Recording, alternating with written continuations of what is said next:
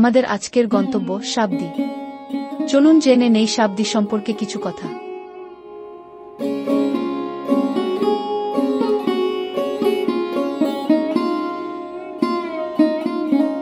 শাবদি নারায়ণগঞ্জ জেলার একটি গ্রাম। ঢাকা থেকে দিনে গিয়ে দিনে ঘুরে আসা যায় এমন স্থানের মধ্যে নারায়ণগঞ্জ জেলার শাবদি একটি আকর্ষণীয় স্থান। শীতকালে এই গ্রামের ফসলের ক্ষেতগুলো হলুদ সরিষা ফুলে ভরে থাকে। এছাড়াও ফেব্রুয়ারি মাসে এখানে বাণিজ্যিকভাবে গোলাপ, গাঁদা, গ্লাডিওলাস, রজনীগন্ধা, gerbera, cosmos, daisy, gypsy, dahlia, চন্দ্রমল্লিকা সহ অনেক জাতের দেশি বিদেশি ফুলের চাষ করা হয়। এ সময় বাহারি ফুলের রঙে সমগ্র গ্রাম রঙিন হয়ে যায়, আর প্রকৃতিপ্রেমী দর্শনার্থীদের পদচারণায় মুখর হয়ে ওঠে। শাবদি কিভাবে আসবেন? ঢাকা জিপিওর সামনে থেকে উৎসব, শীতল, বন্ধন বা বিআরটিসি এসি নন এসি বাসে চড়ে নারায়ণগঞ্জ আসতে হবে। নারায়ণগঞ্জ ২ নম্বর ঘাট থেকে নদী পার হতে হবে নৌকা দিয়ে। নদী পার হওয়ার পর সেখান থেকে অটোকে বললেই নিয়ে যাবে শাবদি। অটোতে জনপ্রতি ২৫ থেকে ৩০ টাকা ভাড়া নেবে। রিকশা নিয়েও যাওয়া যাবে, ভাড়া নেবে ৮০ থেকে ১০০ টাকা। এছাড়া চাষারা থেকে রিকশা বা অটো নিয়ে নবীগঞ্জ ফেরি ঘাট এসে নদী পার হয়ে অটো রিজার্ভ নিয়ে চলে আসতে পারেন শাবদি। আবার যারা নিজস্ব পরিবহন বা প্রাইভেট কারে শাবদি আসতে চান, তারা কাঁচপুর ব্রিজ পেরিয়ে মদনপুর বাসস্ট্যান্ড হয়ে বন্দর সদর রোড ধরে ৮ কিলোমিটার যাওয়ার পর শাবদি গ্রামে পৌঁছে যাবেন। নবীগঞ্জ ফেরিঘাট দিয়ে মদনপুর হয়ে শাবদি যেতে পথে দেখতে পাবেন কুতুববাগ দরগাহ, তৎসংলগ্ন নয়নাভিরাম মসজিদ এবং ন্যাশনাল মার্টিরস মনুমেন্ট।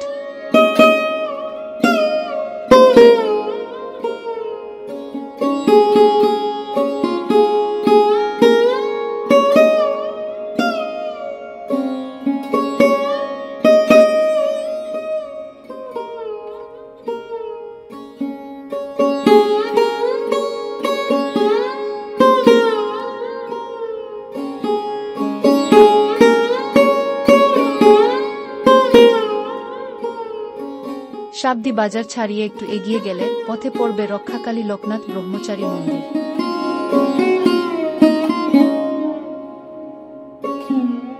মন্দিরের উল্টো দিকে নদীর পাশে রয়েছে শাবদি দিগলদি মহাশ্মশান ঘাট।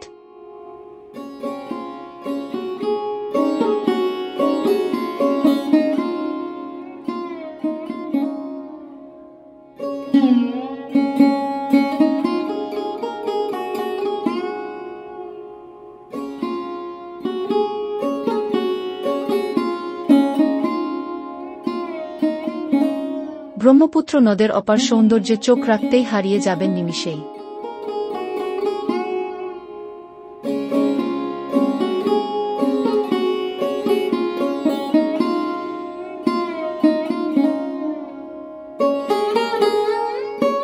আরও একটু এগিয়ে গেলেই রাস্তার ডানে দেখা মিলবে সর্ষে ফুলে ভরা ক্ষেত।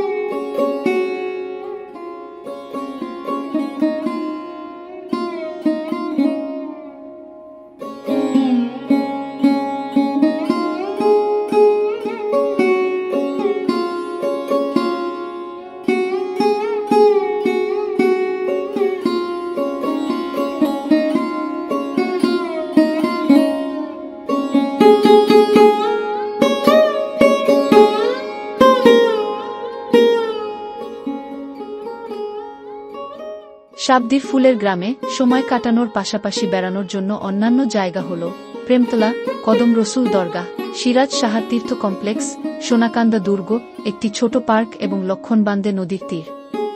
আপনি চাইলে নদীতে নেমে নৌকায় করে চারপাশ ঘুরে দেখতে পারবেন।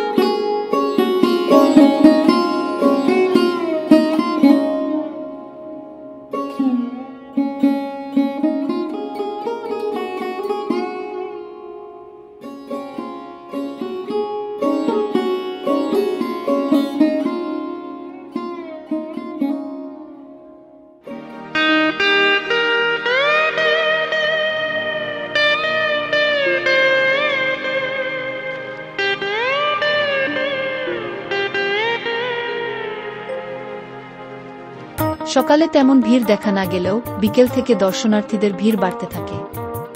তাই ভিড় এড়াতে উপযুক্ত সময় বেছে নিন।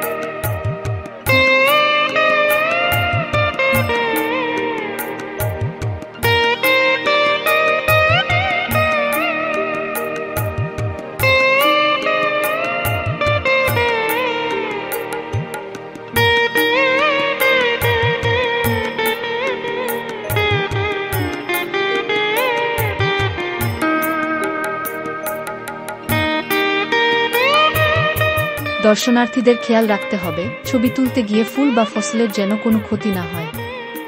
আমাদের সামান্য একটু আনন্দ যেন কোনো চাষির কষ্টের কারণ না হয়।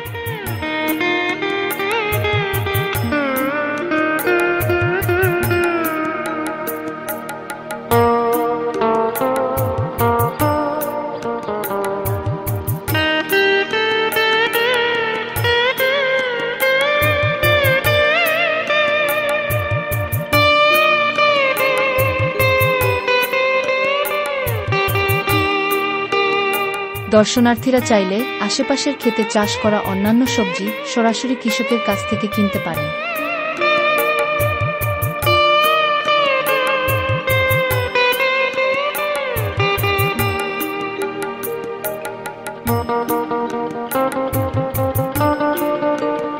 ঘোরাঘুরি শেষে বিকেলের দিকে নদীর তীরে বসে খেতে পারেন চটপটি, ফুচকা কিংবা মুড়ি ভর্তা।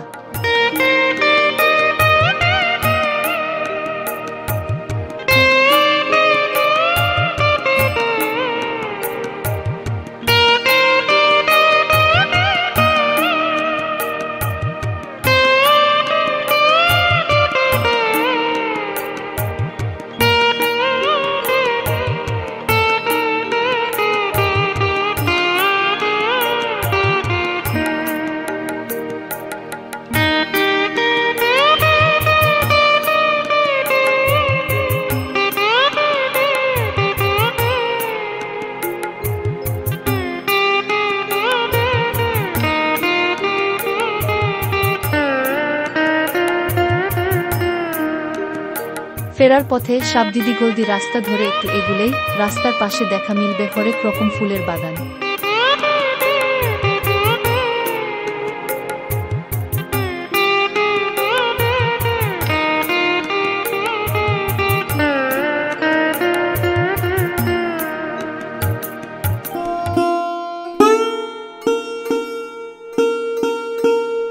ফেব্রুয়ারির শেষ থেকে মার্চের মাঝামাঝি সময় আসলে বাণিজ্যিকভাবে চাষ করা বাহারি ফুলের দেখা মিলবে।